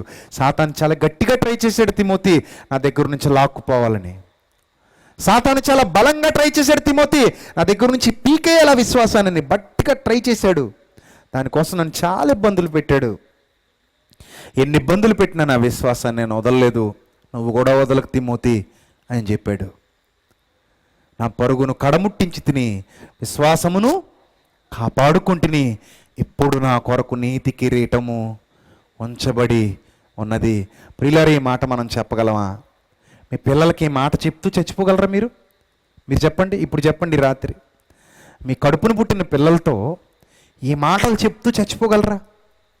అవసాన దశలో మంచం మీద ఉన్నప్పుడు, హాస్పిటల్ బెడ్ మీద ఉన్నప్పుడు, మీ పిల్లలు మీ దగ్గరకు వచ్చినప్పుడు, మీరు ప్రాణాపాయ పరిస్థితిలో ఉన్నప్పుడు, లేదా మీ పిల్లలతో మీరు మాట్లాడుతున్నప్పుడు, నాన్న నేను వెళ్ళిపోతున్నాను రా ఈ లోకం నుంచి, విశ్వాసాన్ని కాపాడుకున్నాను, నాకు నీతి కిరీటం ఉంచబడిందిరా నాన్న, నువ్వు కూడా అలాగే కాపాడుకోరా, నా దగ్గరకు వస్తావు. మనందరం మన ప్రభుతో ఉండాలి. ఏ పరిస్థితుల్లోనూ విశ్వాసాన్ని వదలకరా. ఏ పరిస్థితుల్లోనూ విశ్వాసాన్ని తాకట్టు పెట్టకరా, ఏ పరిస్థితుల్లోనూ విశ్వాసాన్ని నమ్ముకోకురా. క్రైస్తవ కుటుంబం అని పేరు సంపాదించుకోవడం కాదురా, దాన్ని నిలబెట్టుకోవాలరా నాన్న. జాగ్రత్త, విశ్వాసాన్ని కాపాడుకో. నువ్వు ఏ దేశంలో ఉన్నా సరే, ఏ ప్రాంతంలో ఉన్నా సరే, నువ్వు ఎక్కడికి వెళ్ళిపోయినా సరే, నాన్న నాకు నువ్వు దూరంగా వెళ్ళిపోయినా సరే నాకు బాధ లేదు, కానీ విశ్వాసాన్ని వదులుకుంటే మాత్రం మీ అమ్మగా మీ నాన్నగా నేను చాలా బాధపడతాను రా నాన్న. విశ్వాసాన్ని వదులుకోకురా నాయన అని చెప్పగలిగేంతటి స్థిర విశ్వాసం నీ దగ్గర ఉందా? నీ పిల్లలకు నువ్వు అలాంటి మాటలు చెప్పగలవా? ఓ క్రైస్తవ కుటుంబమా, నువ్వు ఆ స్థాయిలో ఉన్నావా? ఒక్కసారి ఈ రాత్రి మిమ్మల్ని మీరే ప్రశ్నించుకోండి ప్రియులారా. ఈ కడవరి దినాల్లో ఎన్నో అబద్ధపు బోధలు, ఎన్నో భయానకమైన బోధలు, ఎన్నో దుష్ట బోధలు, సాతాను బోధలు విస్తరించిపోతున్నాయి. వాళ్ళు మన విశ్వాసాన్ని చెరిపేస్తున్నారు. విశ్వాసంలో నుంచి కొంతమందిని వెనక్కి లాగేస్తున్నారు. భూ సంబంధమైన వాటి చుట్టూ మీరు తిరిగేలా చేస్తున్నారు. కానీ మన పౌరస్థితి ఎక్కడుంది? పరలోకమందు ఉంది. మీరు దేనిని వెతకాలి? పైనున్న వాటిని వెతకాలి. కానీ వాళ్ళు తమ బోధల ద్వారా భూ సంబంధమైన వాటిని వెతికించే విధంగా మిమ్మల్ని ప్రేరేపిస్తున్నారు. వద్దు ప్రియులారా, వద్దు. ఈ రాత్రి మంచి సందేశాన్ని మీరు విన్నారు. దేవుడు మనందరితో తన వాక్యం ద్వారా సూటిగా మాట్లాడాడు. ఎంత సూటిగా మాట్లాడు! ఆయన ప్రేమ గొప్పదండి. ఎందుకంటే ఇంకా మనతో ఆయన ఏం చేస్తున్నాడు? మాట్లాడుతున్నాడు తన వాక్యం ద్వారా. ఆ వాక్యం మీ హృదయాంతరాలలోనికి వెళితే అలాంటి స్థిర విశ్వాసం గలవారే మీరు మృతి చెందాలి. చచ్చిపోయేంత వరకు మీరు కూడా మీ విశ్వాసాన్ని అలాగే కాపాడుకోవాలి. ఏమైనా సరే, ప్రాణం పోయినా సరే. లోకం మనల్ని ద్వేషించవచ్చు. ఎంత బతుకు బతికి, ఇలాంటి బతుకు బతికడేంటిది, ఇలాంటి చావు చచ్చేటి దేవుడు నమ్ముకోవాలి అంటే అనొచ్చు స్టెఫన్ని. ఇలాంటి చావు చచ్చాడేంటి అనొచ్చు. యాకోబు కుటుంబం దగ్గరికి వెళ్ళి, మీ ఆయన తలనరికేశారట కదా, దేవుడు నమ్ముకున్నాడు అన్నావు. మీ ఆయన్ని లేదా మీ కొడుకుని రాళ్లతో కొట్టి చంపేశారట కదా, దేవుడు నమ్ముకున్నాడు అన్నావు అని అంటే అప్పుడు మన విశ్వాసం ఎలా ఉండాలో తెలుసా? నా కొడుకు దేవుని కొరకు చనిపోయాడు, గర్వకారణం. నా కొడుకు దేవుని పనిలో తన తల్లిచ్చేశాడు. ఎంతకంటే ఒక తల్లికి ఏం కావాలి? ఒక తండ్రికి ఏం కావాలి? ఒక భార్యకి ఏం కావాలి? ఒక భర్తకి ఏం కావాలి అని చెప్పగలిగే స్థాయి మనకు రావాలి ప్రియులరా. ఒకానొక రోజు నా బిడ్డను నేను ఎదుర్కోవడానికి వెళ్ళబోతున్నాను. నా బిడ్డ నా కోసం ఎదురు చూస్తుంటాడు అక్కడ. నా బిడ్డ నాకంటే ముందు వెళ్ళిపోయాడు, నేను నా బిడ్డ దగ్గరకు వెళ్ళిపోతాను అనగలిగే స్థిర విశ్వాసం ఉందా నీ దగ్గర? ఉండాలి ప్రియులరా, ఉండాలి. అలాంటి బోధ మనకు కావాలి. అలాంటి సత్య సంబంధమైన ఆలోచనలు కలిగి మనం జీవించాలి. మన నడవడిక, మన తీరుతెన్నులు, మన ఆలోచన విధానం అలా కనెక్ట్ అయిపోవాలి. కాబట్టి మీరు దయచేసి అలాగే ఉండండి. మీ విశ్వాసాన్ని ఎవరి కోసమో తాకట్టు పెట్టకండి. మీ విశ్వాసాన్ని దేనికో అప్పగించకండి. కాపాడుకోండి. నా మాట వినండి ప్లీజ్, దేవుని మాట వినండి. కాపాడుకోండి. మీ విశ్వాసాన్ని వదిలేయకండి. వదిలేయకూడదు దాన్ని. బంగారం వదిలేయం, బైక్ వదిలేయం, కారు వదిలేయం, తాళం దాన్ని విడిచిపెట్టి వచ్చేయం. ఇక్కడికి కాపాడుకుంటాం. కార్డులు కాపాడుకుంటాం, పాస్వర్డ్లు కాపాడుకుంటాం, తాళాలు కాపాడుకుంటాం, ధనాన్ని కాపాడుకుంటాం, బంగారాన్ని కాపాడుకుంటాం, అన్నీ కాపాడుకుంటాం. కానీ విశ్వాసాన్ని మాత్రం వదిలేస్తుంటాం. ప్రియులరా, వద్దు ప్రియులరా, వదలకండి. విశ్వాసం అన్నిటికంటే గొప్పది. అది లేకుండా మీరు దేవునికి ఇష్టలై ఉండలేరు. అది వదిలేస్తే సాతాను మిమ్మల్ని ఖచ్చితంగా నాశనం చేస్తాడు. అది ఉంటే సాతాను మీరు మీ పాదాల క్రింద శీఘ్రంగా అనగదొక్కుతారు. అట్టి ధన్యతలు మీరందరూ ఉండాలని మనస్ఫూర్తిగా కోరుతున్న మాటలు ముగిస్తున్నాను. తలలు వంచండి, ప్రార్థన చేసుకుందాం.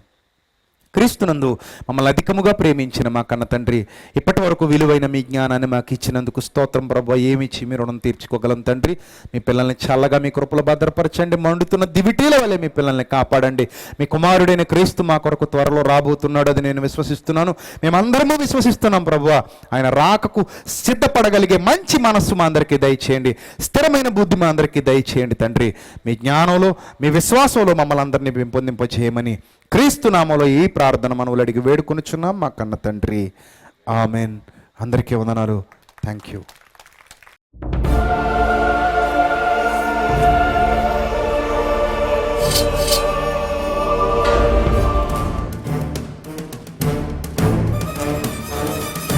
ఆది నీవే, అంతం నీవే, ప్రభవం నీవే, ప్రళయం నీవే, అల్ఫయు నీవే, ఓమెఘయు నీవే, విలయం నీవే, స్థిర నిలయం నీవే, గగనం భువనం సకలం నీవే, జగతిని నడిపే జ్యోతివి నీవే. సమరం అమరం సర్వము నీవే, అన్ని నామాలు ప్రణమిల్లే సర్వోన్నత నామం నీవే, సర్వోన్నత నామం నీవే.